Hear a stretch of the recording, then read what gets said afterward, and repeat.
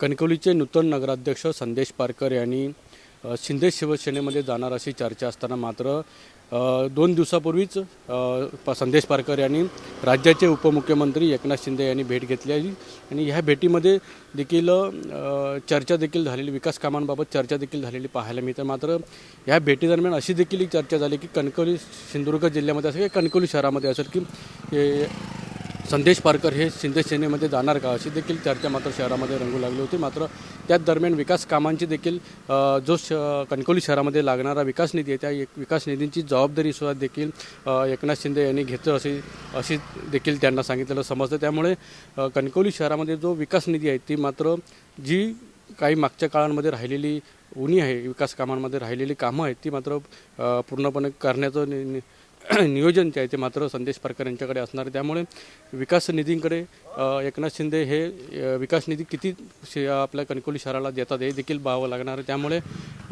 जो एकनाथ शिंदे यांनी संदेश पारकर यांना दिलेला शब्द कितपत पूर्ण होतो हा देखील बघावं लागणार आहे। अनंत पातडे, TV9 मराठी, सिंधुदुर्ग।